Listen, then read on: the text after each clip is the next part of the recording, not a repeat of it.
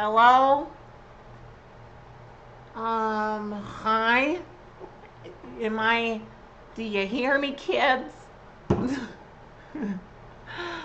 Oh my god.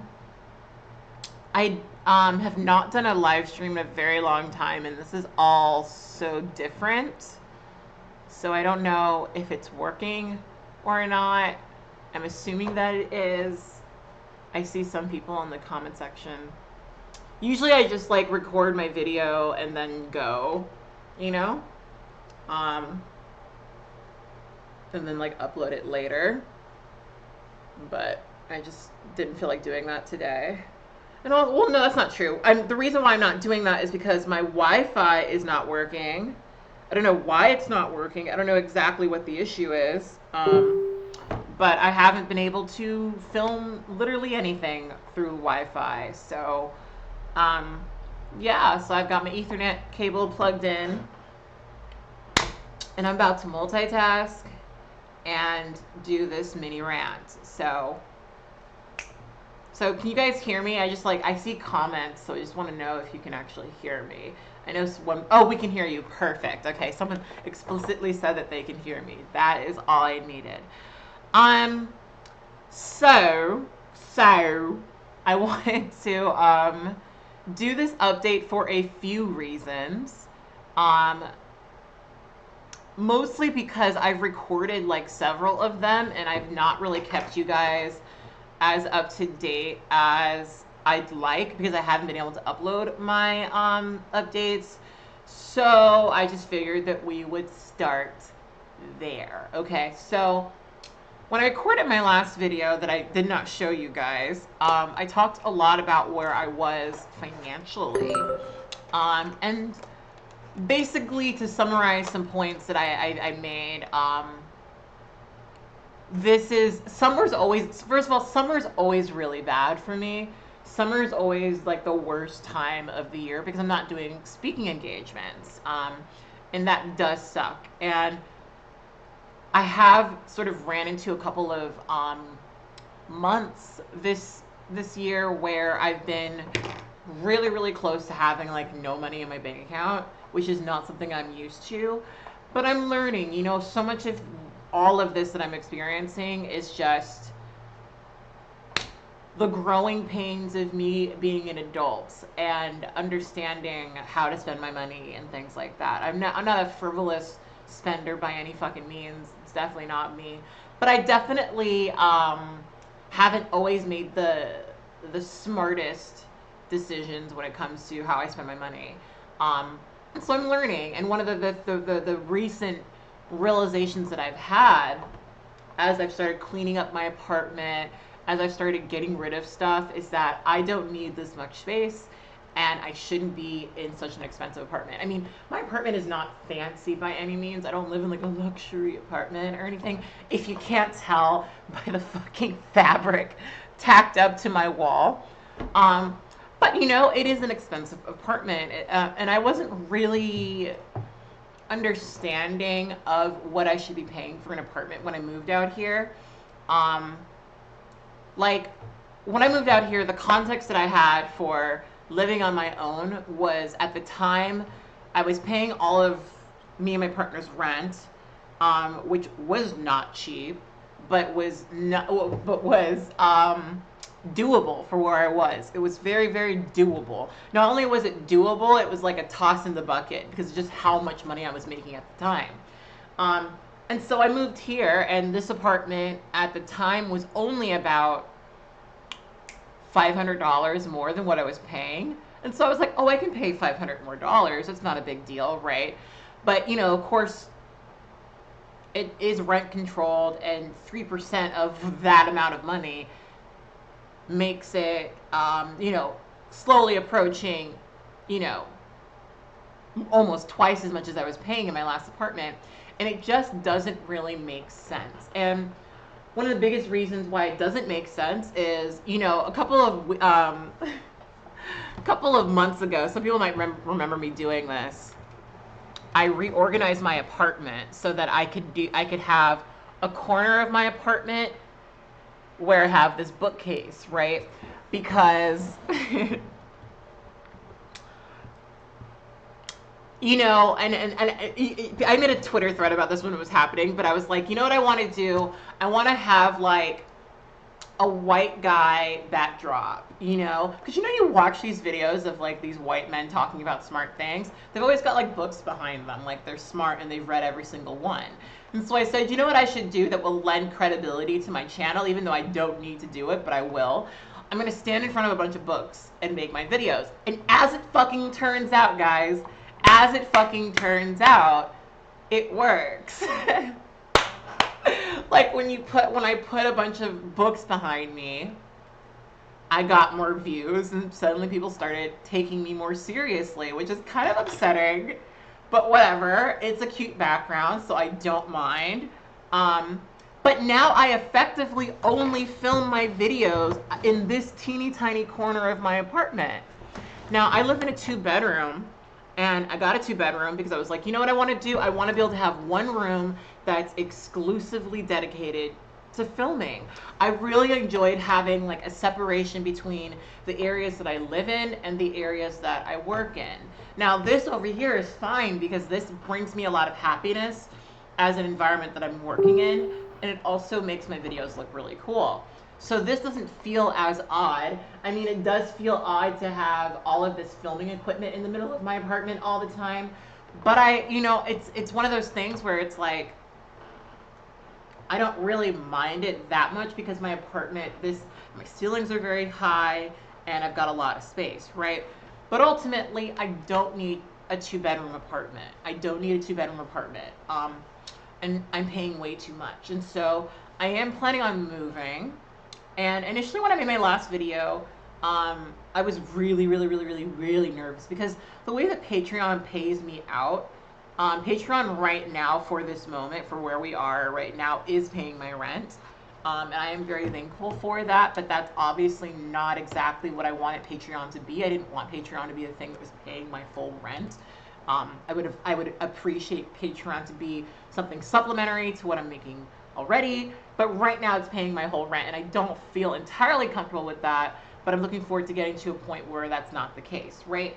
But anyway, I would like to live in an apartment where I'm paying, like, I mean, you know, I've started looking, and there are apartments that are available for like $1,000 less than what I'm currently paying.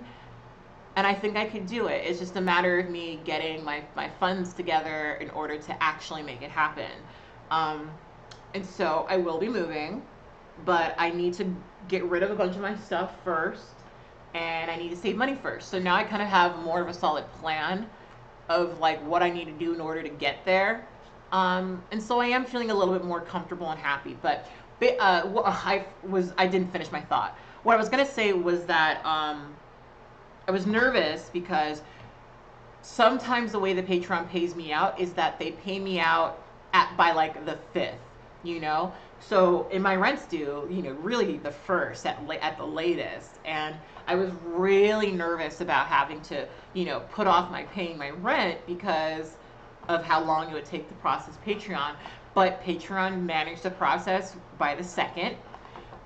And so I put all of my money in my account. Unfortunately, today's Friday, and so the check I gave my landlord he's not going to deposit that until Monday. So it works out anyway. But I was real scared, y'all. I was real scared for a minute. And I'm becoming less scared as I talk about doing sponsorships and as I talk about, you know, actually promoting my Patreon. Because I've always had, you guys should probably be able to know this by now, but I've always had this discomfort with explicitly advertising things to my audience. I've always had that discomfort because I don't like the idea of selling things. I don't like the idea of doing that. I said I was going to multitask, and I'm not multitasking. Let me actually multitask. I don't like the idea of selling things to my followers, right? I've never liked the idea of being sponsored, right? But I recently made the decision that being sponsored, I shouldn't, recently I've kind of recognized that if I am going to do this, if this is going to be my job, which, as an aside, even though I've done YouTube full-time since about 2014, my hiatus away from YouTube and then me coming back to YouTube has definitely made it so that I actually have come back with a dedication to doing this that I didn't quite have before. I had a really hard time claiming in that I was a YouTuber and saying that I was a YouTuber and actually telling people that I was a YouTuber. But I've come back with this. I've come back into this with more of a dedication to actually taking this quote seriously, actually having this be my job. By job, I mean waking up at 9, working to 5, actually putting in the time to do this. And so I feel really great, and my YouTube channel is, interestingly enough, it's doing way better than it ever has before. But I'm broke, and so the natural sort of thing that I've sort of had to recognize as I take YouTube more seriously, as I start to actually see this as my job, is that I need to be not so shy about sponsorships and asking people to financially support me. I need to not be that way. And I've always had a hard time advocating for myself when it comes to money, always, which is why I have an agent. But I'm recognizing that this is an impulse that I need to get over, because when I watch the videos of some of my colleagues, and I've been a huge fan of this YouTuber named John Solo. He does these really amazing videos about the dark history behind fairy tales. The content is so good. It's so rewatchable. I love it so much. But one of the things I recognized when I was watching his content back to back was that he is not shy, okay? He is not shy about asking for support or sponsorships. And I'm positive that that means that he's doing well. Actually, let me not say that. How well, I want to see what I know he has Patreon. Let me see what his Patreon's doing, just because I'm curious. Oh, so he only has 75 patrons. That's actually really surprising. Oh, wow. That's actually really surprising. Because his content is, very successful. He only has 75 patrons. Wow. So now I'm about to, low-key, walk back what I said. Because I do have more Patreon. I have way more patrons than that. Which is making me very thankful. So side note, thank you all the people that are here and who have supported me and are watching this. Thank you so much. But either way, what I'm saying is he adds it into his thing. It's part of his thing. And I've just, I've always just been weird about that. But I need to get over that, because at the end of the day, I need to fucking support myself, And that's just the reality. And a constant conversation that I've been having with you guys for the past couple of months is this whole get a real job thing. Because the reality of just where I'm positioned in life right now currently is that I have never been in a better situation to get a quote real job. And actually this really beautifully wraps into the stuff that I wanted to talk about referencing Jessica Unive, because I have a lot of thoughts and things about that, right? But we'll get back to that. I've never been in a better situation ever in my life to get a quote real job. Never a better situation. I'm actually, there's a very large part of me that actually is a little excited at the prospect of working a normal job, honestly. And I say that because, this is going to go to, again, the Jessica Unive stuff. I think what some people don't always get about my YouTube channel is that so much of my YouTube channel came out of me not really being able to figure out a way of navigating employment as a trans person, right? And when I say that, what I mean is that there's a time in my life where my gender marker wasn't changed, my name wasn't changed. I had all of these other things about me that were not changed, that would make it so that pursuing, regular quotation employment was complicated for me. There was a time where when I was younger and I would walk in and apply for work, it was very common for me to sit down and write down all of my, write my gender marker stuff, right? All the stuff that I was at the time legally. But look just.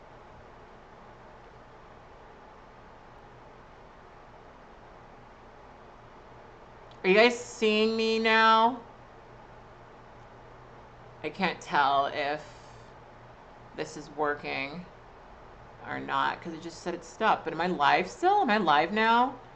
Am I live? I think it says that I'm live. I can't tell if I'm live or not. Am I live again? Do you guys see me?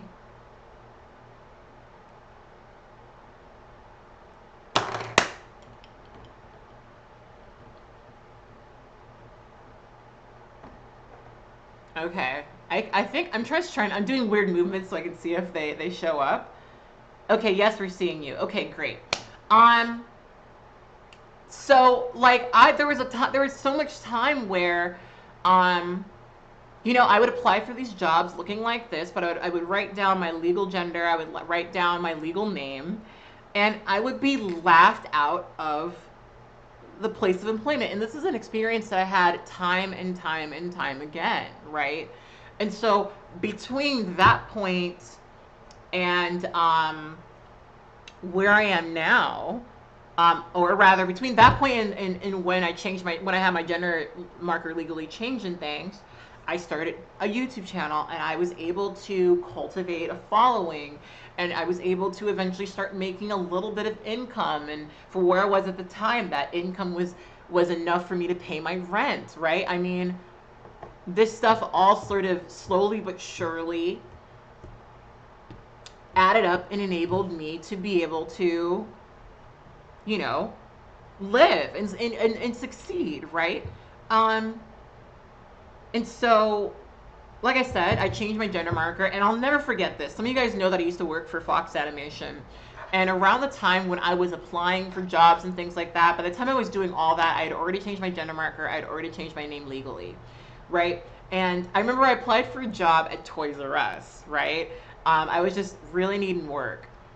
And the difference, the difference between how I was treated once my gender marker was changed, how I was treated once my name was changed, was night and fucking day. I mean, I walked in to that place of employment, I did my interview, I filled out my application, I got the fucking job.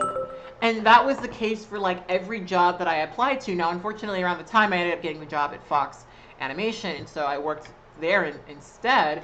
But I was suddenly employable after I changed my gender marker and my name and all that shit, right? And that was a really kind of upsetting. I was happy that I was getting, I was very happy that I was getting supported, right? But it really fucking sucked that I needed to change my gender marker and my name for me to be taken seriously. It really fucking sucked to have that realization. That really, really fucking sucked, right? And so, where I am now currently, where I'm years and years and years away from having changed my gender marker and my name, I live in the middle of Los Angeles. There's Uber and Lyft, and there's public transportation accessible to me in walking distance. Like, I am in the best situation that I've ever been in life to get a quote real job. Doing YouTube was great for me because I could sit here on my computer and make money, right? And I make YouTube videos out of habit, of course. Like, that's the real reason I'm a YouTuber, because I just have these built-in habits, right? But being able to support myself on here was definitely a driving force for me for quite some time. And so being where I am now in life, where I'm educated, I have my name and my gender marker changed, I live in Los Angeles, I am the most employable that I've ever been. So I'm actually not against the idea of getting, quote, a real job, which of course this is a real job. I'm just saying that I'm using that term because when people say real job, they really mean not YouTube, like a 9 to 5 and all that sort of stuff. That's what they mean. That's what they believe, right? But I know that this is very much a real job. Very, very much a real job. It's such a real job, in fact, that I forgot today was Saturday and that I shouldn't be working. I've been trying to be really good about giving myself time to work and time to rest. And I have said on the weekends that I am going to give myself time to rest, but I really want to re-export all of these True Tea videos. Because as I sort of posted about on my Patreon, I'm going to probably re-upload a lot of the True Tea videos I already have uploaded. So if you're somebody who really loves being able to have like a comment that you posted like 4 years ahead of time, you know, you're gonna have to maybe copy and paste your comment on the new video, because so this leads into the other portion of our conversation, because I wanted to talk about sponsorships, because I've had conversations with the sponsorship agency that I signed on to, and I want to share this with you guys because we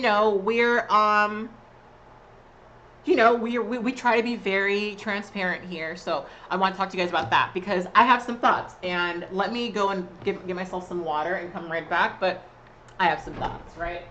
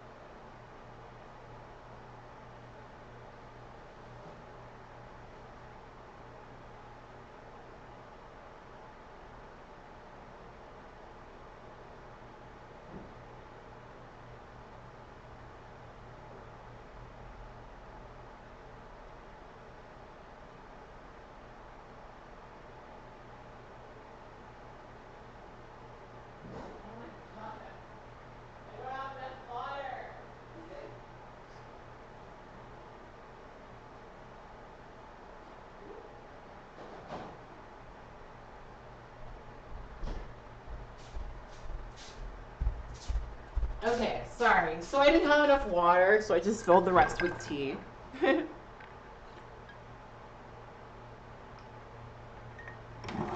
Okay, so let's talk about sponsorships. So initially when I was like, oh, I'm gonna go and I might re-upload these videos and things because I'm gonna get these sponsorships, and like I'm gonna do sponsorships, and I'm gonna maybe have to throw on a little sponsorship thing or whatever, like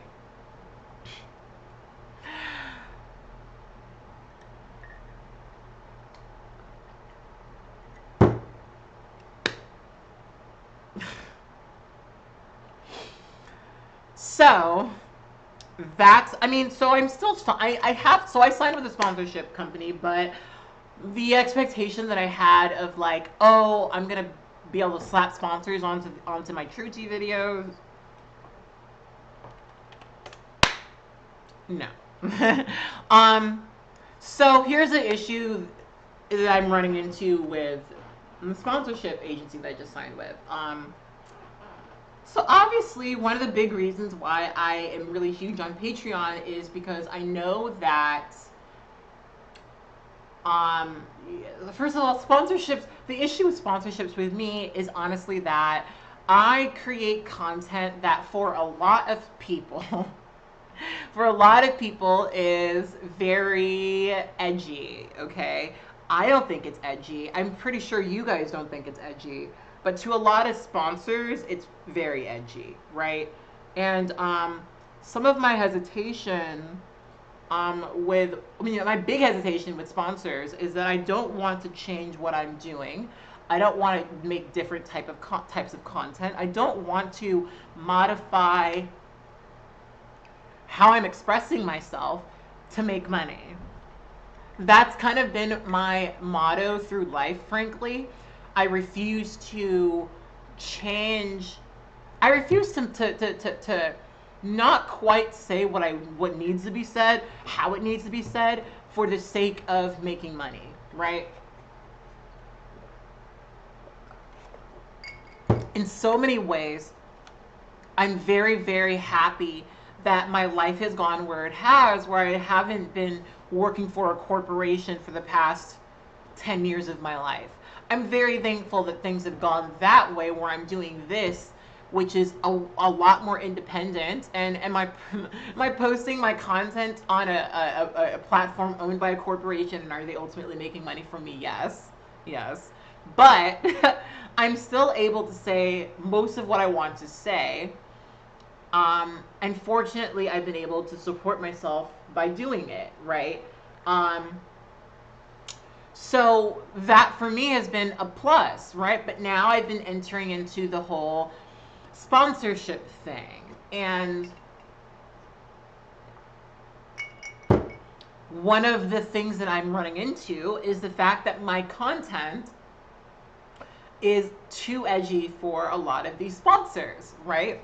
So basically what I was told by my sponsorship agency is that they are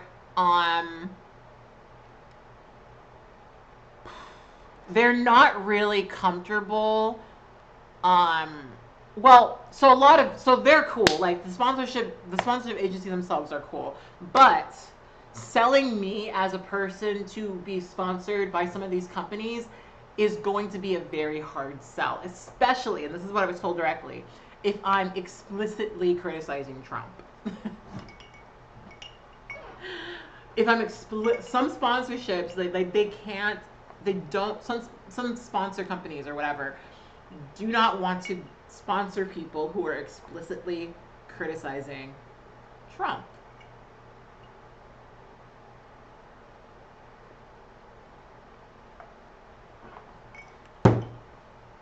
Not all of them, but quite a few of the ones that they have signed into their pool have a problem with that, right? And I'm so sorry. Not really. I'm going to criticize Trump. So that just means that quite a few of my videos are not going to be sponsored. So what I'm recognizing with this sponsorship agency is that yes, I have access to this stuff. Yes, it's possible that some of my content can be sponsored, but most of it's not going to be. The vast majority of it is going to be unsponsoritizable. Unsponsoritizable? I just made up a word. Unsponsored. That's not. Yeah, that's not a word, but it is for me. It's not gonna be able to get sponsored, and I think in so many ways that's fine, because I'm not gonna change what I'm doing to make money, right? For me, I would like for if the content that I'm making is something that I can throw a sponsorship on, great. But I don't want to make content with explicitly thinking, oh, you know what, I need to make sure that I don't want to make content with the thought of like, oh, I need to make sure that I'm not saying this and I'm not saying that so that I can get the sponsorship money. I mean, I don't know. Actually, I'm saying that, but I don't know how good the sponsorship money is yet because I haven't done it yet. So I don't know. Maybe if I do one and it's really, really good, maybe I might just. Hey guys, so we're about to talk about, like I'm saying white supremacy, but I'll edit in flowers. You know, like I don't know, like. I don't want to do that, but it's like, I don't know. We'll see. Because like a lot of my true tea, because initially when it came to me doing sponsorship shit, I was thinking honestly in the context of true tea. I was like, girl, we can have a sponsor every video, no big deal, whatever. It's simple. It's all simpatico or whatever. Like that's what I was thinking, right? But as it turns out, the sponsorship agency thinks that it's better if the sponsors are limited to let me select all these videos and make sure that I get them. This is one, no, not this one. 1, 2, 3. Oh, trans men. Okay, so yes, these are the videos. Okay, awesome. The sponsor basically thinks that they think that I'm only really going to be able to add sponsorships onto videos that are video essays. Now, y'all know, because you've been here with me for a bit, y'all know, okay, that I've been working on a very large video essay for the past 2 months, and I need to get that posted soon because, frankly, the video essay is kind of like, I mean, time is moving, and I already feel like the video essay is outdated. I already feel like it's outdated, though I think it is a vital component to the series that I'm making. So I'm going to put it up. I'm going to do it. I'm still going to get it done.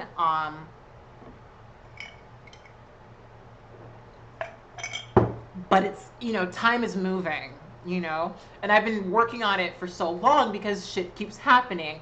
Things keep changing. For example, the second part of the series is focusing explicitly on monetization on YouTube and you know, the white supremacist content on YouTube and how it's monetized and da-da-da-da. When I first started working on that, YouTube did not had not had their explicit anti-hate speech you know, new sort of rules, right? So I didn't have that information initially in my script, so I had to go back, edit my script, rewrite things, change the conclusion, da-da-da-da. Now, fortunately, right now, things have not totally changed, so,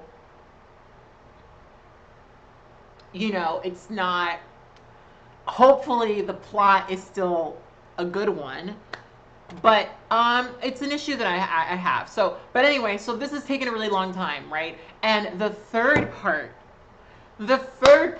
of the series is going to be explicit, clear conversations about white nationalist talking points and how those appear on social media and how people fall into replicating and arguing for and defending them, right? And how they subsequently monetize them, right?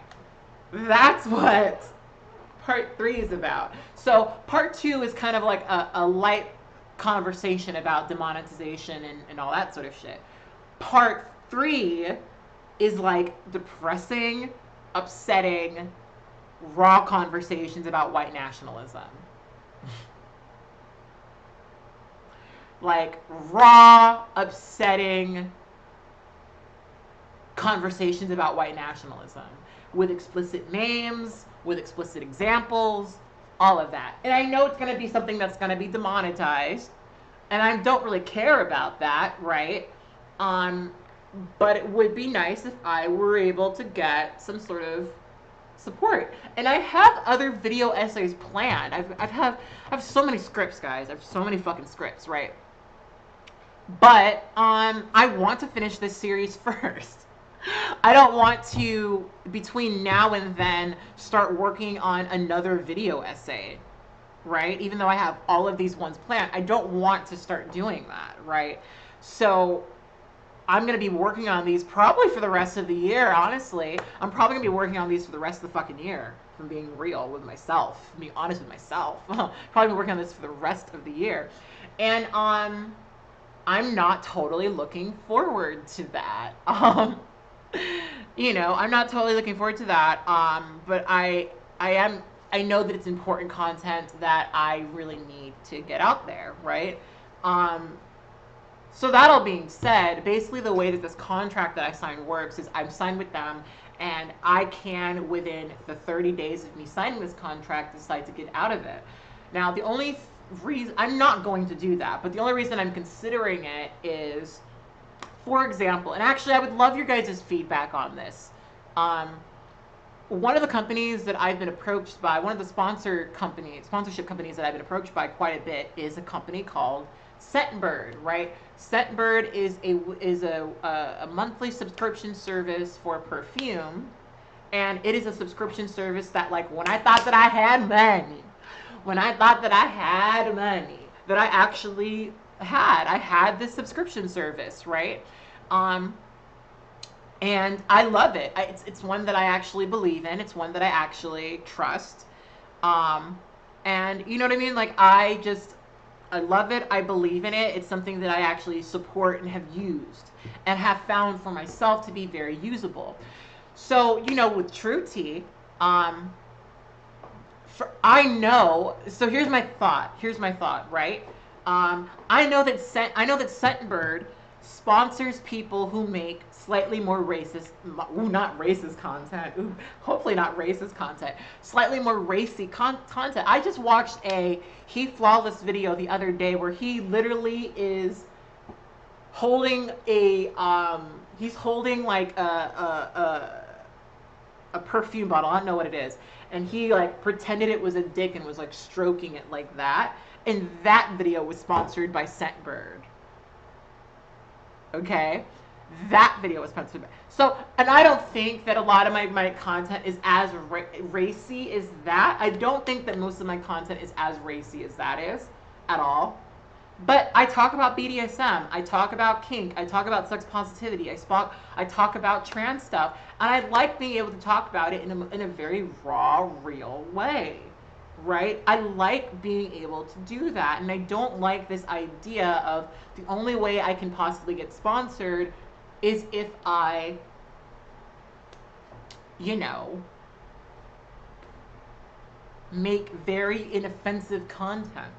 I don't want to do that, right? I know that I could work with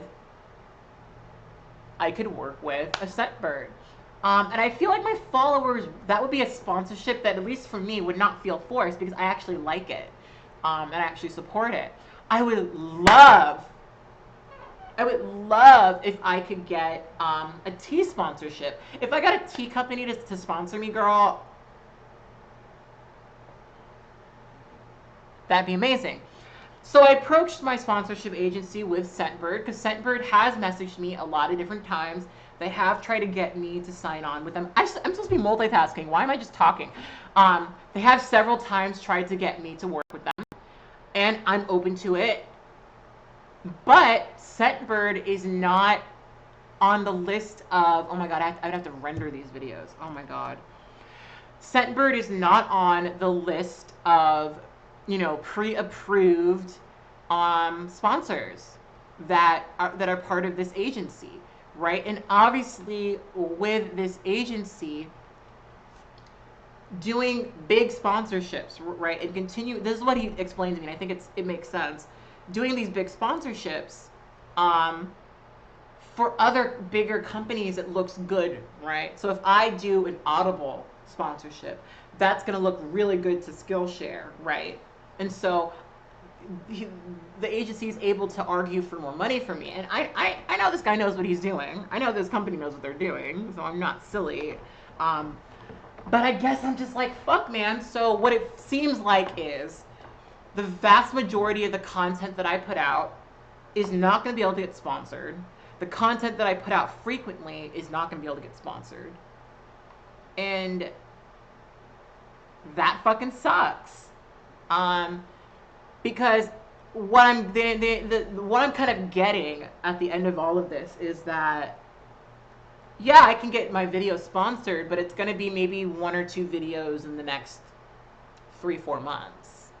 And that isn't necessarily what I want. I mean, if that's what it is what it is, but I would prefer if, you know, I was able to get more of these videos sponsored. Like if every True Tea video was sponsored, which is what I thought would happen, if every True Tea video was sponsored, that would make my life so Gucci. You know, I would be so copacetic, right? But that's not the situation, right? And so he did say that he would entertain the idea of getting on the phone with sorry, I can't multitask. He did say that he entertained the idea of getting on the phone with Scentbird, but he basically is not a huge fan of the idea of me doing it, right? I know Scentbird would sponsor me. I know that they would sponsor every one of my videos. And is me being sponsored for every one of those videos better than me not getting sponsored at all? Yes, absolutely. But from what I understand, me being sponsored by Scentbird might not look good to Skillshare or Audible, right? So that doesn't make me feel great, but it is what it is. But I wanted to share that with you guys since it is a, it's a part of what we're doing here, I mean, like I said, I always like to have very real conversations with you guys about money and all that other stuff. And as I very openly start talking to you guys about doing sponsorships, I wanted to keep a clear line of communication with you guys about that stuff. That all being said, I know that for the foreseeable future, Patreon is going to be my main source. And maybe me just deliberately going in and writing, maybe me just deliberately going in and saying at the beginning of every one of my True Tea videos, if you like this video, support me on Patreon or some shit. Maybe that's going to be enough, because truly, I do want, I don't want True Tea. I have all the stuff on my channel. I don't want True Tea to be impacted by sponsorships. I don't want that. I do not want for True Tea to suddenly become the thing that is no longer True Tea. Do you know what I mean? I don't want that to be the case. I want for True Tea to remain a thing on my channel that is pure and true and honest. I don't want it to be the thing that I'm changing in order to make slightly more money. It's not, I mean, I like the idea of making slightly more money. I like the idea of being able to feed myself. I'm super, super into the idea of being able to pay my rent. But I do not want for True Tea to be impacted, because True Tea is really about honest communication and sharing. That's what it's about. I don't want to change what I'm saying, for that, But yeah, I mean, so I'm saying, Matthew says, do it, Patreon, new patron here for you. Didn't even think to go here until you mentioned it. It's like, it's exactly that. I mean, I've been really bad at being like, hey guys, I have a Patreon. If you want to support it, here it is. I've just generally been really bad at that. And so maybe, yes, throwing in the little, this is literally what I'm doing right now, by the way. I'm going back into all of my videos that I exported, and I'm literally just adding that. How many seconds is this? It's less than 10 seconds. I think it is, I'm just adding this. This video was brought to you by the lovely members of my Patreon. You know what? There are that's all I'm adding. That's all. I'm going through to every one of these videos and adding the 4 seconds. It's literally 4 seconds. The 4 seconds on every one of those videos. Some of these videos already have 50 views because you guys have been watching them ahead of time. Thank you so much for that. But I'm gonna go and re-upload these videos and add these 4 seconds, because I feel like the 4 seconds alone in the very beginning is going to change. I don't know. Maybe it will. Maybe it won't. But I feel like it's that will change everything for me. And so it's what I'm doing. I also need to add a fade in. Actually, that's one thing I need to do as well, is add a bit of a fade in, fade out type situation. But yeah, I mean, so I just need to be better at being like, hey, support me, because I've been really bad at doing that. Now, I will say, actually, because I've been doing a lot of, I know this isn't right, I know this isn't good, okay? But I have been doing a lot of, like, comparing myself to other people recently. Probably not people that you guys know, but like creators that I respect. Like, fuck, like when I just looked up John Solo, I'm shocked to see that he has as few Patreon supporters as he does. I'm shocked. That actually genuinely shocks me, because I have quite a few. But I guess in my mind, people were doing better at their Patreon than I was. I will say that sometimes I do have I wouldn't say jealousy thing, because it's not jealousy. I can't really, I don't know, maybe envy, I don't know. With certain creators, the ones that I really support, I'm like, wow, they get all that support. I'm really happy for them. But I'm like, oh, why don't I have that? And so sometimes that feeling of, oh my God, they have all that support, why don't I have that, isn't true. Because like one thing that I've recognized, like they're personal friends of mine. Ugh, we're really sharing. There's personal friends of mine who, in my mind, they are getting all of this support. Everybody loves them. They're doing really, really well. And not that they're not doing well, they are. But then I look at like their views and the amount of people that watch their content and then their Patreon and things like that. And I've been shocked on several occasions that a lot of times the creators who in my mind are doing really, really well and have so much support are not doing really well and do not have so much support. That's actually been something that's been very surprising to me, because I didn't really think, for some people, I don't want to say names specifically, but there's like certain creators that I know and love and consider my friends who, you know, one sec, let me sorry, I'm trying to find something real quick.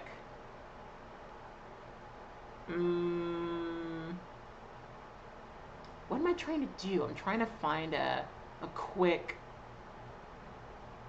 whatever, I'll just have to do it manually. And maybe I'll save it. How many frames is this though? This is, sorry, I have to think for a second. 1, 2, 3, 4, 5, 6. We'll just do 6 frames, and then we'll do opacity, and then we'll make a key there. Did I do a key there? I don't think I did a key there, actually. What did I click? Okay, didn't click key. So key there. Bam. So it just feels more natural. Ooh, that's so fancy. Ooh, it's so fancy. Oh my God. Oh my God. So fancy. Oh, wait, actually, it doesn't work anymore. Sorry, let me fix this. You guys are not seeing what I'm doing. Should I show you guys what I'm doing? Actually, let me do that and make sure that you guys don't see the porn in the background. Yes, I'm gonna just, so that it's not just me, you know, not mindlessly, but quietly doing the shit. I'm trying to like, so you see how this video, This video was brought to you by the lovely members of my Patreon. Have you ever had one of those? So I want like I want it to fade in opacity, like I want it to go from dark to light, so that it just seems more natural and less jarring of a transition. Oh wait, what? Why does that keep happening? Oh, because I jumped to the other key. Well, no, why does that keep happening? Sorry. I'm literally going through and just doing this for all of my videos. Yeah, so that looks better, right? Because my speaker is so loud. This video was brought to you by the lovely members of my Patreon. Have you ever had one of those cries where it's like you actually... Yeah, so like that looks so much better. Like that's, ooh, that's sexy. Like that's actually like, it's kind of arousing me a little bit. Patreon. Have you ever had one of those cries? Like it just fades. Ooh, it's just,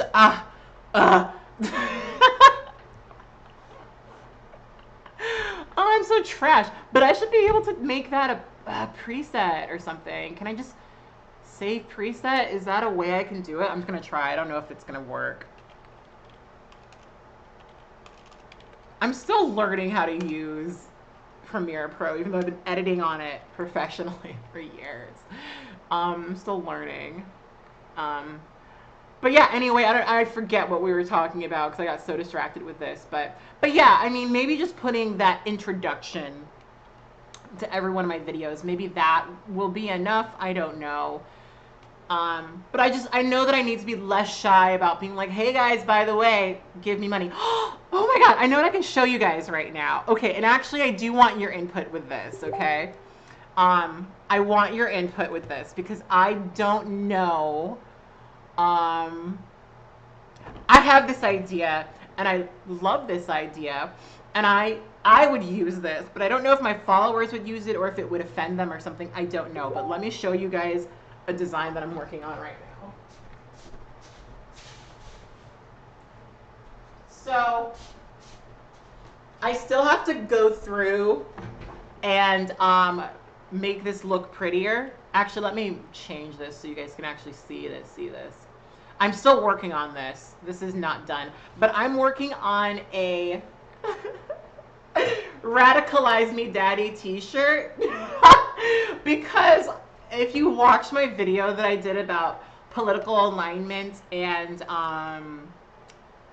dating, political misalignments in dating, one of the things that I used to always say to like the leftists that I used to date, who all turned out to be trash, was radicalize me daddy. And so I really want like these kind of like gothy rocker sort of like radicalize me daddy t-shirts, and I want to sell them as merch. Like I'm actually really, I love the idea. I'm so into that. I think it's a great idea. But I also feel like some of my followers would be very offended by it. I mean, and not that I've ever particularly, I mean, I do care about not offending my followers, but at the same time, I would wear this Radicalize Me Daddy t-shirt, and I know that other people who follow me would, because a lot of you have a good sense of humor and may or may not have a DBLG kink or whatever. And, you know, I love the idea. And so I want that to be my merch. So that's another thing. I've not been good at advertising my merch. I have a merch store. I've had a merch store forever, and I do not advertise it. I don't advertise my merch at all. I should. I really should, but I don't. I really should advertise my merch, but I don't. And, you know, that's, again, me being so weird about being like, hey, guys, by the way, support my shit, you know, and just being too shy about it. And I really shouldn't, you know, be shy about it. But I am. And that's just kind of part of, I guess, the thing I have to get over. I have to get over that, like, shyness around me explicitly being like, hey guys, send me fucking money. Especially because my merchandise is my artwork, you know? I'm not paying somebody to make stuff for me, and then it's my artwork. I'm actually, as you guys saw, I'm physically doing the illustration by hand for this t-shirt that I'm planning on making, right? It's what I'm doing. It is what I am doing, right? So, you know, I want to have a cute little store, and I want to be able to have these things pop up under my videos so you guys can like, oh, you know, I do want a Radicalize Me Daddy t-shirt. That actually is a great idea. Thank you for getting cute things from my store, Hydrangea. You know, but I still feel, because to me, it feels so, I don't know, because like, and some of you guys will know this, when I started True Tea, which long-term followers of mine will remember this design. When I first started True Tea, it was like this really great, like, okay, yes, we're talking about politics, but also I'm holding up this beautiful mug. Oh my God, where did I get this mug? Oh, it's so funny that you asked. I got this mug at society6.com/CattyB, and you can have one too, and you can drink. And you know, it was kind of a very sort of explicit, but me trying to be subtle. Like, I'm selling you something, but I'm not selling you something. Do you know what I mean? Like, it was kind of one of those sort of situations where I'm like, yes, I'm trying to explicitly sell you something. Yes, I am trying to get you to buy my goods. But here's also this amazing content that you can also watch. And, you know, I do want to make a new version of the True Tea mug. I really do. I mean, this is so quintessential where I was at the time when I made this. It's cutesy. It's adorable. It's a little ethnic. You know, it's a little ethnic. A little bit. you know, and like, that's not me anymore, you know? I mean, I still love this design. I mean, I'm biased because I did it, but, you know, like, I want to do something that reflects my brand more now. I mean, obviously, you guys have seen my brand shift and change, the way that I'm presenting myself shift and change. It just coincides with who I am today, you know? Like, I'm not invested in maintaining this beautiful, amazing image of myself. Absolutely not at all. Um, I am all about being real and just not. And like, I mean, there's a lot of people, they say they're being real or whatever, but they're not. And I think there are times in my life where I would say, yeah, I'm being real, but it wasn't being real. I was contrived, you know? But now I'm just like, girl, I don't give a fuck. Like, I genuinely don't. I mean, when I say I don't give a fuck, it's like, I'm gonna be myself, and you might not like that, but it is what it is. That's kind of where I'm landing. It's like, you know, yeah, you might not like what we're doing here. You might not be my biggest fucking fan or whatever, but I'm gonna be myself. And I think part of that is me really not. I want to be held accountable for how I actually feel, not the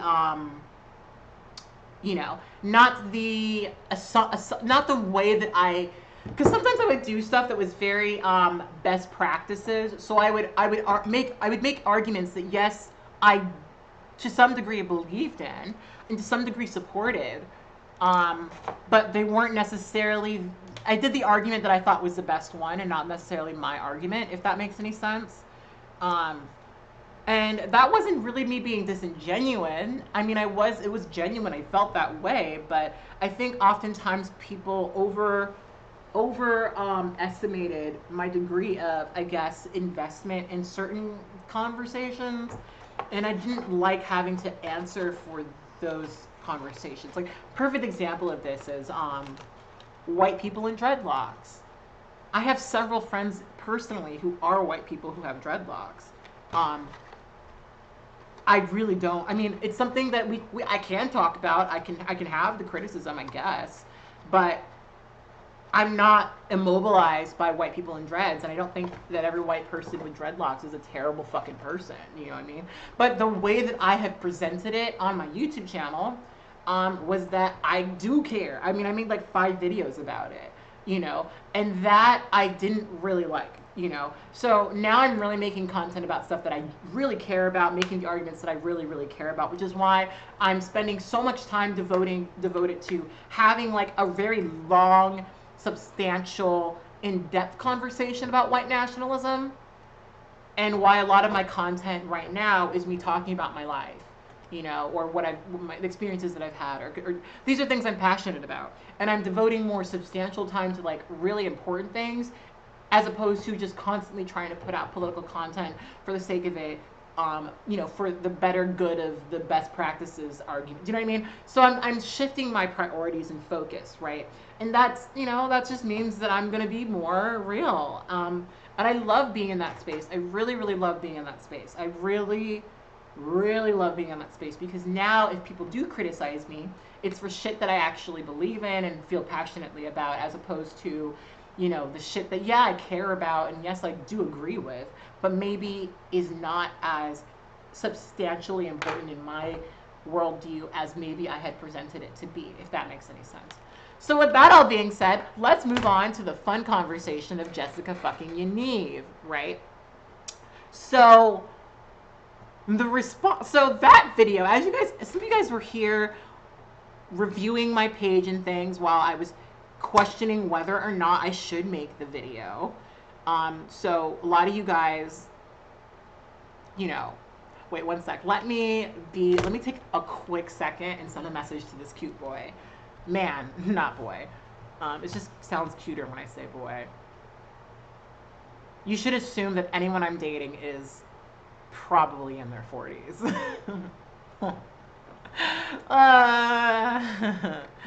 Oh, oh me. Okay, one sec.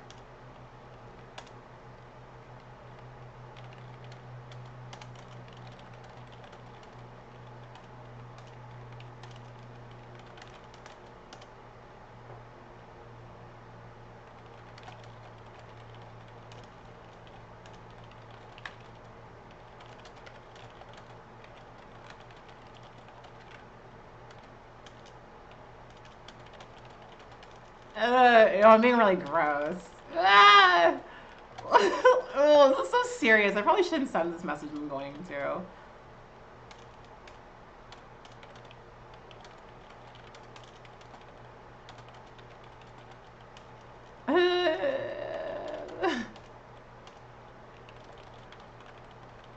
Okay, let me just tell you guys real quick because it's like, I'm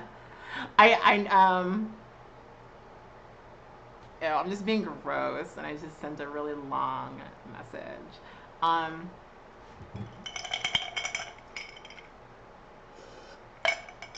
So I'll say this and then I'll respond to a comment. So I met this really cute metalhead at the karaoke bar, and he's hot, and we flirt all the time. And he is poly, but he's in a relationship with this woman who I don't think she's comfortable with him being polyamorous, but I don't know if that's the situation.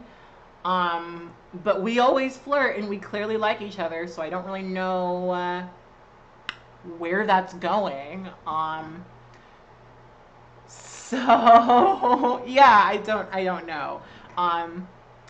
But yeah, last night when I was drunk,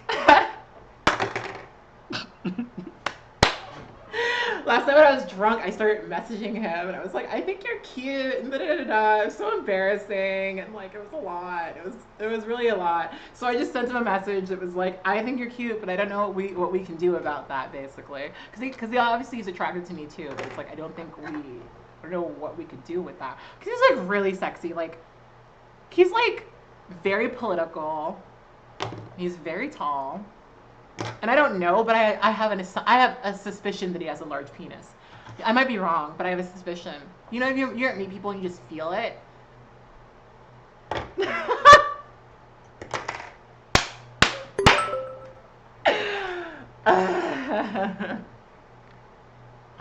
But he's like super leftist and like just very hot, and like I'm interested. But anyway, that's the time I had to put aside to talk to him. Because he just messaged me and I needed to respond. So you know, it is what it is. I'm trash. Anyway, so this person, so leftist tech support, which, side note, thank you for supporting me on Patreon. I really appreciate the fuck out of that. I always know who you are because you're the only person I see who's named leftist tech support, so thank you so much for that. What was I gonna say? Also, I only just discovered you were always a political YouTuber. So like that's the thing that's so frustrating for me in this sort of current position that I'm in, is like I've always made very political content. I've actively avoided making content about my personal life. And I think that, I mean, that's true and not true. The space in which most people knew me and met me and start to become familiar with me, in that space, most of you have only known me as a person who's created very political content where I actually went out of my way, okay, to not talk about my personal life. Oh, this fly needs to die. I've actively gone out of my way not to talk about my personal life. And that's because I just didn't want to I wanted to keep my personal life as far away from YouTube as possible. I was very, very thankful that I became known on YouTube at the point that I was in life, because I've been on YouTube since I was 15 years old, okay?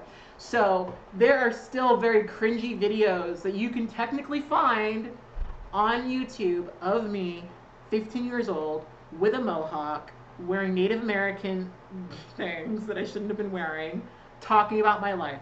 Very, very cringe. You can still find that, you know? That's all still there. That's all still available, okay? It's all still there. And, you know, like, I have appreciated that most people who have become familiar with my work today were not around for that. I really love that. I love that for myself. I really, truly do. Because honestly, I couldn't probably deal with,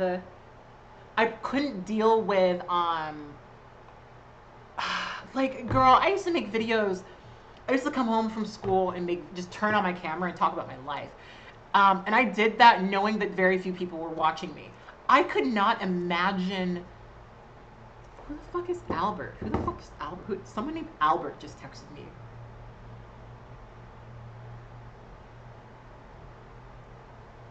Oh, Albert is the financial app that I signed up for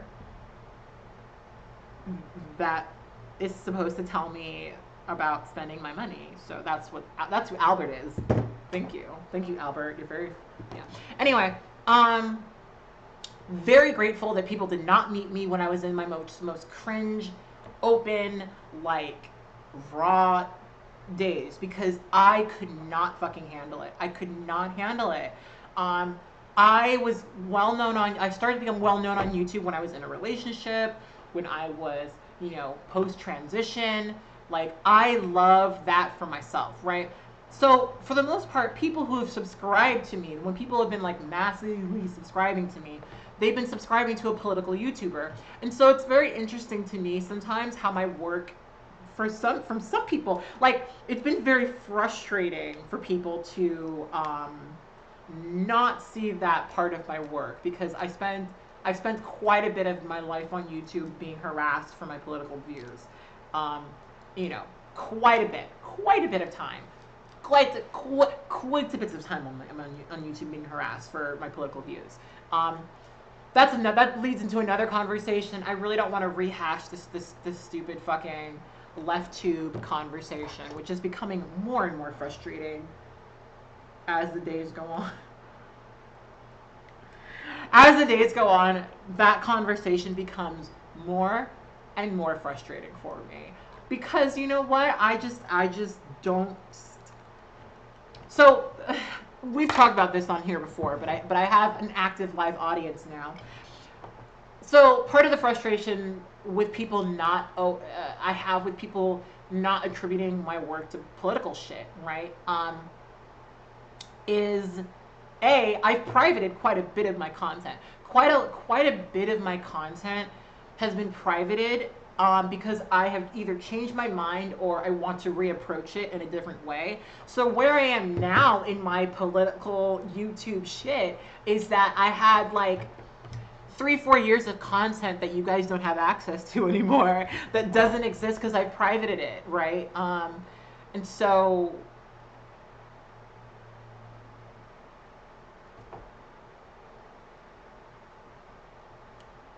that's just kind of where we're at, so there's not a big, so even though I have made the content, even though the content has always been there, even though the content has been accessible and blah, blah, blah, blah, there are people who, if they're looking at my channel right now, they see somebody who makes a ton of videos about their personal life, vlogs about their personal life, as people love to call my videos, and not a ton of very, very, very political content, which is kind of frustrating because I've made that content. So a lot of my complaints and criticisms and things come from the fucking years that I spent making scripted, very, very, very, very scripted political content. Very, very scripted political content.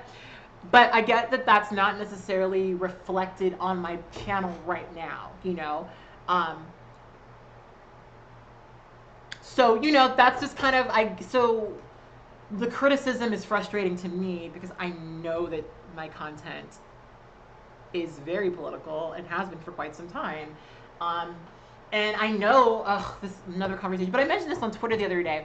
Like, the only aspect where I get frustrated with being left out of the left tube conversation is the fact that, I'm one of the very few people who started having a lot of very political conversations on YouTube, very explicit political conversations on YouTube from my own personal perspective, right? And I was harassed very, very, very deeply for it. Now, part of the good, in quotations, part of me being a YouTuber for over 10 years and also being a YouTuber when I was a teenager is that I've been harassed for most of my life. And so my reaction to harassment is very different than the reaction most of my colleagues have to it. I've learned to laugh at it. I've learned to actually enjoy it to some degree. But that's just kind of the very dark side that you get when you're a YouTuber for so long, is that you learn to take joy in the very dark and upsetting aspects of the career, right?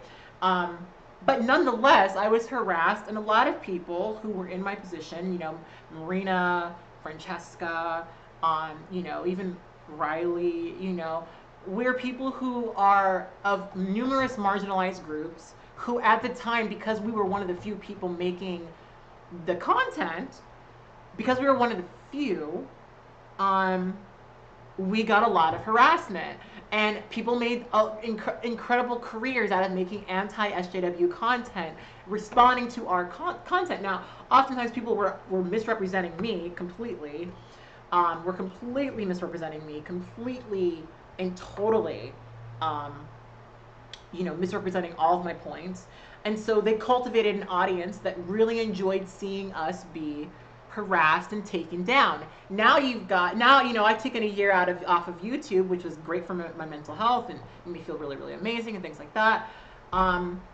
But in the time that I was away, the whole anti-SJW thing became less and less popular, right? People started to see that people were being misrepresented, that content was not coming from a real place, right? And so people started becoming less interested. And then you've got people like H Bomber Guy and ContraPoints, who I love, who started making content around the time when I wasn't around, and suddenly some portions of the anti-SJW community have suddenly found these people's content so amazingly, within their wheelhouse. And the frustrating part for me is that I was saying the same exact shit that they're saying. The same exact shit that they're saying. Like, it's like, maybe differently, but the same shit, And suddenly now they they get it and they support it. And that's been a little frustrating for me to see, that like literally a lot of the content that got some of these people politically engaged on YouTube was content criticizing me and what I have to say and my perspectives. My perspectives put onto a white person, usually, far more redeemable. Far, far, far, far, far more redeemable. And so it's been hard for me to watch that stuff. And it's also been hard for people to completely somehow forget that that was the case, where I was making all of this really I was like the person people were getting upset about every week, for some, what I felt, unconsequential thing that I said, right? So that's the only area that it bothers me, because I truly believe that LeftTube would not exist without the content that we used to make, that used to get us harassed off the platform. Marina doesn't really make content anymore, neither does Francesca. I don't think Riley really makes videos anymore. I'm like one of the only ones that's like kind of stuck with it and kept going. And again, that's because I have habits and I have like this sort of obsessive thing about making YouTube content, because I've been doing it for over 10 years. But that's the only area where it bothers me, where people just, I guess, selectively don't remember that I did that. Now, to be fair, I look different, so maybe people like forgot what I look like. I don't think I look that different, but I do look different. So maybe people didn't associate that person with me, maybe. But that's been kind of annoying. And then it's been annoying for people to be like, well, you don't script your content, and like, you don't do this, you don't do that. And it's like, bitch, most of my content was scripted for years, and that's why True Tea exists, because I was like, I want to talk to my audience. I want to talk to my audience and not have to script absolutely everything, So anyway, we got way off topic. I just want to respond to that sort of thing. LeftTube is something that I support. LeftTube as a fandom, I feel like, is annoying to me. Very, very annoying to me. Quite annoying. Probably one of the most annoying fandoms. Worse than BTS. Worse than the BTS army. Worse than the Luna army. Like, it's just, it's pretty bad. But I'm happy that it exists and it's a thing that people support, I suppose. But anyway, Jessica Yaniv. So I'm really debating. So So first of all, I've never seen Blair White's video. I don't know what she said in the video. I've not seen her live streams. Blair White is somebody who I tend to ignore. So I didn't make my video as a response to her or with her in mind, honestly. I really made the video in response to all of the fucking people who were trying to tell me that that I had to talk about Jessica fucking Yaniv, right? And all the stuff that I discussed in that video is very deliberate. I very deliberately discuss certain points. To be fair, so some of you guys all of you guys actually should be able to access the original audio version of this video. And if you know the two videos, you know that I did edit out certain things. And you know that I initially had a point in there about how a lot of her lawsuits are against women of color, and how a lot of her lawsuits kind of do really come from a very racist perspective, frankly. I mean, quite a few of her lawsuits are against women of color. And when you watch the Alex Jones argument, the Alex Jones interview, there's a fairly large portion of the interview that's dedicated to her basically complaining about Muslims not wanting to touch her genitalia. You know, it's really yikesy stuff, man. And you know, it's one of those things where it's like, to me, it feels like she tries to, like, I know that this is like a very roundabout thing, but you know, Jessica Yaniv is an Alex Jones fan, right? She's also transgender, and so clearly there's a bit of a disconnect there, but it's not terribly uncommon for people who are trans to really want the ruling class, I guess, or those of privilege, I suppose, to validate them. And part of that process is them potentially, you know, going in and bootlicking, basically. And I don't doubt that in Jessica Yaniv's mind, okay, in Jessica Yaniv's mind, she's making this argument that is, I'm trying to figure out the way to say this. I don't doubt that in her mind, her trying to file lawsuits against these people, you know, for transphobia, I don't doubt that in her mind that is a thing that she's doing. Sorry, I can't multitask. It's so hard. To like put pressure on religious people, right? Because of them practicing, you know, Islam or whatever. I don't doubt that. That's part of it for her, right? And I think that is a portion of the conversation that we are missing, where a lot of this is her just trying to get, you know, it's like the whole, ooh, Sharia law is out of control. It's kind of, I think that's kind of what this is for her, is this weird, like, she's trying to force people to service her because it's what do these old people say whenever they file lawsuits? It's the it's not that it's the it's a principle of the matter, right? It's a principle of the matter. I feel like that's kind of what it is for her a little bit. It's the principle of the matter.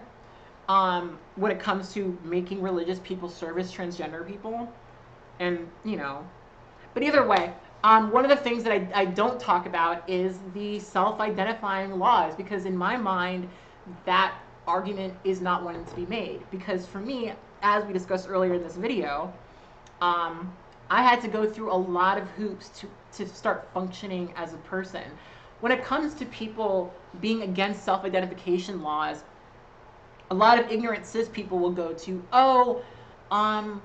men can forcibly enter into female spaces because they say they're a woman, right?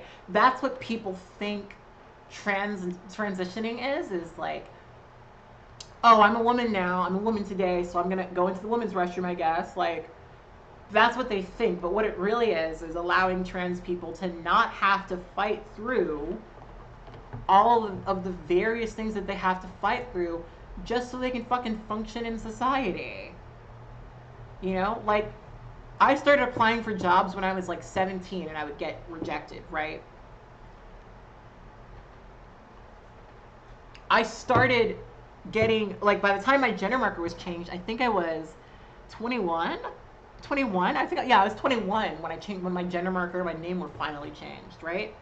That's like 4 years. I'm not good at math. That's 4 years of me not being able to work, not being able to function.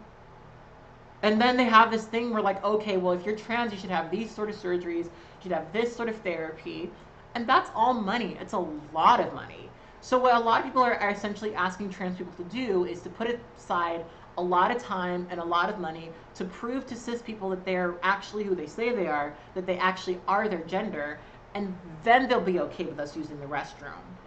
Like, and then they'll be okay with us using the bathroom. And going to the restroom is like one of the most it is the most inconsequential thing I do. It is the most inconsequential thing that I do. But what a lot of people would like for trans people to do is to pay out a lot of money, get a bunch of surgeries, pay for a bunch of therapy, to then be able to pull up a card that says, oh, look, I'm actually a woman, so I can use the restroom with you. And the thing that's really annoying to me about this conversation is that there are trans people who will do all of those things, who will get their, will have surgeries, will have their bottom surgery, right?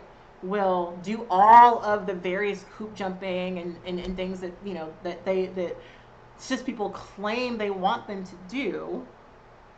And those people will still be viewed as men. Those people will still be viewed as men in wigs and dresses.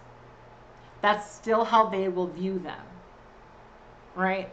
So this whole idea that, like, if only you just got in line and stopped, and did this and jumped through this, it's like so annoying because I know it's not true. And I'm saying that as a person who's been trans for a very long time. It's not true. You're not going to suddenly start respecting someone's gender because they went through all of these different things. A lot of people who don't like self-identification laws don't want trans people to exist. That is all it is, full stop, across the board, the end. They just don't want trans people to exist. So that's why I didn't devote a significant portion of my video to addressing that, because I think it's kind of a pointless thing. Oh, he messaged me back. Oh no. I also sent a naughty photo to this guy that I've been flirting with while I was drunk. I was a mess last night. I was like, here's a nude. It's trash. He just sent me a picture back, and I'm kind of curious. I want to see what this picture is. Sorry, let me just real quick look at what this photo is. Nothing naughty. Just a cute photo of him in bed, and he's cute or whatever. Anyway, I've been, in passing this morning, I thought to myself, maybe I should make a video like specifically talking about this. But here's the thing I don't want to get into. I'm really trying to avoid making videos because people want me to make videos. I'm trying to get out of that because I can't enjoy making the content that I want to make if I'm making content because people think I should make this. I don't want to make videos. I want to make the videos I want to make, not the videos people want me to make. And that's the creative cycle that I'm trying to get out of. I don't want to just make videos that people want to make. And so the way that I filmed my Jessica Unive video, so usually when I have a scripted video, I will put my script into a teleprompter and read it off of my teleprompter, right? That's usually what I'll do. What I did for this video was a return to what I used to do when I would film videos before I had a teleprompter, which was I would look at my script, read a line of it, try to memorize it, and then say it very confidently into the camera, right?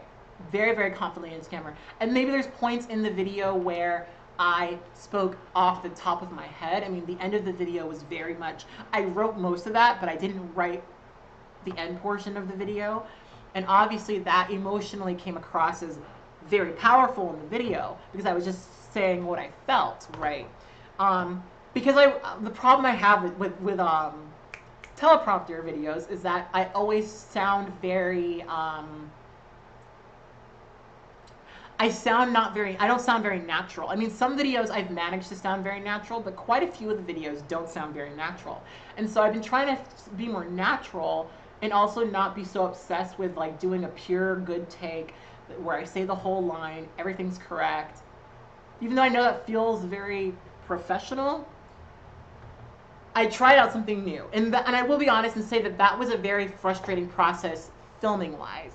The process of me filming it was incredibly frustrating. I think I had like 2 hours worth of footage, right? The editing process, however, easy. So easy. So the way I edited that was, you know, if I say a line over and over and over again, let me multitask while I'm doing this. That's what we're supposed to be doing. If I say a line over and over and over again, usually the last time I say it is the right one, is the clip I should use, right? So what I do is I will go and instead of editing my footage with the visual composited video, I'll just go and look at the sound waves, right? And so what I'll do is I'll go to the very end, and when you're looking at visual sound waves, you can see, one sec, you can like visually see where you're repeating the same line over and over again, right? And so, did I do this correctly? I did. So, I could go and look at me repeating the same line, and then just go to the last one and pick that last one, and that's the take, right? That's the take. And so editing that together was really fast, was really, really quick. But the actual process of me filming it was very frustrating. But I think the result was beautiful. And I actually was not as excited about the video when I was filming the video, but editing the video was really fun. And I started to really love what I was doing. I started to become really, really passionate about the video and believe the video should be made, but the process was very frustrating. But people seem to really like the video, and you guys will notice that that is, of the videos that I have on my channel right now, let me actually look at my channel. Actually, let me see how many views this video has right now. This video, the one I uploaded yesterday, has 31,032 views, which is nice. It's demonetized, so much for that. But it's getting a lot of views, which is good, and I'm at 166,706 subscribers, so my subscribers are going up. But you'll notice that if you go to my channel, right, of the videos that I've uploaded recently, this is the only one in the past, I mean, when did I upload a video that wasn't a true tea video?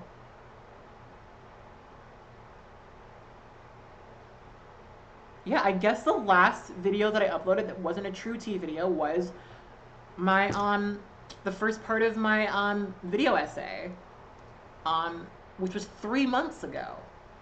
3 months ago. So this was the first, like, me doing a topical video topic that wasn't true tea, and I'm very, very proud of myself for doing that. I'm really, really proud of myself. You know. And yes, I use Premiere. I use Premiere Pro. So like, yeah, so I'm really proud of myself for being able to do that. And I want that to be more of a thing. And part of the reason why I was able to do that is because I've got 4 fucking true tea videos filmed. And I've been way more deliberate about the hours that I'm working and the time that I'm putting in. So I feel pretty fucking good about all of that. So yeah, that's it feels good, man. It feels good, man.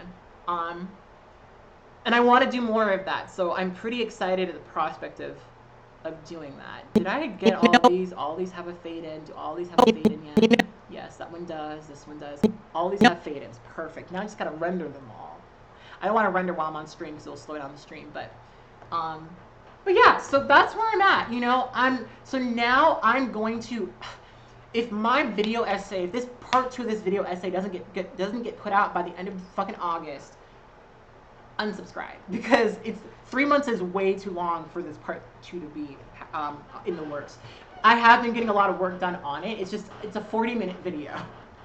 And I'm trying to do a really good job at it. So it's kind of, there's a lot. There's quite a bit that's happening. So, you know, but yeah, I'm feeling more comfortable with my channel. It's got a cohesive thing. We're going to be more deliberate about sponsorships. Everything is coming together. I just sent my agent, my speaking agent, a new W-9. So, because he said that apparently I am getting school requests. He hasn't presented any of them to me, which tells me that they might not be viable, but I am getting them.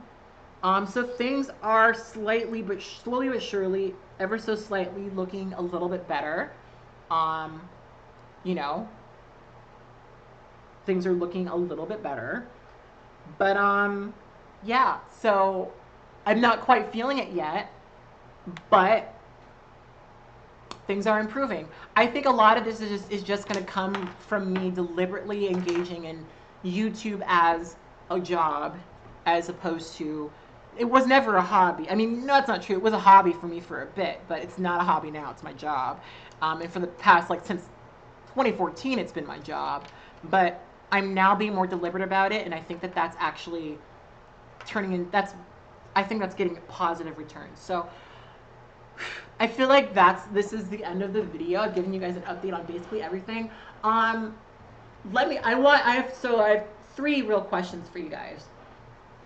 A, how do you feel about Radicalize Me Daddy t-shirts? I'm in total support of it, and I really want to make it. How do you feel about me making a video specifically about self-identity things? Because, like, I don't want to make a video about it, but I have a lot to say about it, so I can if I really want to.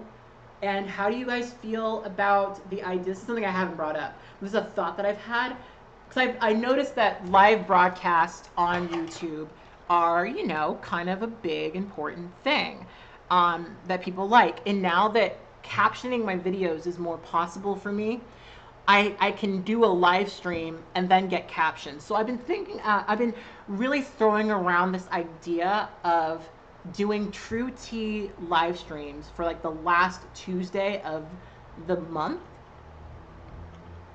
I really think that might be a fun idea, where I just either I do like a live True Tea, let's talk about everything, let's, you know, sort of hang out, sort of broadcast. Because I think that would be really good for my channel, because I don't do live streaming on my channel. I do it for Patreon, but I don't do it for my channel. So, you know, like, maybe it'll be a cool idea. I'll post something to my community tab about it, because it's an idea that I find more and more viable. I would have to figure out some tech stuff, but I think it's more and more viable as I think about it. So we shall see. We shall see. But yeah, I'm gonna go. I'm gonna eat some food. I'm gonna render these videos, but that's the only work I'm gonna do today. I'm gonna spend today sewing and just kind of taking time for myself. Last time I recorded an upload that you guys never saw because I didn't upload it, an update rather. I was really nervous about money. I'm still nervous about money. I'm still so nervous about money, but I feel a little bit more comfortable about money as I get more deliberate about sharing my Patreon and sponsorships and things like that. I think it's all coming together, and the decisions that I'm making are smart decisions. So yeah, I feel pretty good about it. I'm still sussing it all out, but I do feel pretty good about it. So yeah, Radicalize Me Daddy fans, like little throat fans, that'd be great if I could figure out a way to do that. Another thing with the sponsorship company, this is another thought. I don't know what I'm doing yet. So the sponsorship agency that I signed with does have a deal where I can do branding stuff. I can do merch through them. My only reservation with that is if I do merch through them, if I don't end up liking their services, ultimately that might create complications for me. But I haven't talked to them about it yet, so I don't really know. I don't know. I don't know I don't know what all the possibilities are. I've low-key just thought of making a Teespring page, especially since that plugs into YouTube already. But I don't know what all my options are. So yeah, anyway, I'm famished. So I'm going to go and do some sewing, watch some movies, probably play some games. Oh my God.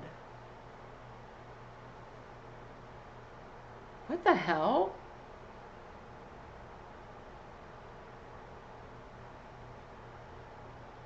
Someone just sent me a very generous amount of money on PayPal. And wow, I've never received that much on PayPal. Well, that's going to help me for the next couple of weeks for sure. So, wow. I'm just really thankful for you guys. I mean, like I said, the very beginning of this broadcast, sponsorships and things are hard for me because of the content that I make. I really, truly would not be able to do this without your guys' love and support. I really wouldn't. I know that people sometimes say that, and it's a very, like, you gotta say it sort of thing. I don't really like having these weird parasocial relationships with people. I do really enjoy having genuine sort of connections with the people that do support my work. And, like, you know, like, there's people that, like, I see you all the time, like Sebastian. I can never say your name. Mechanesthesia. I know that you were always in my comment section. I love that you're there. I love seeing you guys there, and you genuinely, you give me so much power, and you make me feel really, really pushed to do the work that I'm doing. And so I really do mean when I say thank you so much for supporting me, because I know that I wouldn't be able to do it without you guys. And, you know, I mean, this is another conversation for another day, but I've always had a weird dependency thing with YouTube. Another day, another conversation for another time. You know, we won't talk about that today. But I feel like it's become more and more healthy as time has gone on, or maybe that's a lie that I tell myself. I don't know. But, you know, I do really appreciate the love and support that you guys give me. So thank you for that. So yeah, I'm gonna do some fucking sewing. I'll make myself some thotty bopping outfits. I need more clothes. Yeah, we won't get into clothing things here. But yeah, anyway, I'm gonna go. I'll talk to you guys later. I'm so hungry. I'm gonna eat the rest of this hot and ready. I got a hot and ready yesterday from fucking Little Caesars because I'm poor. And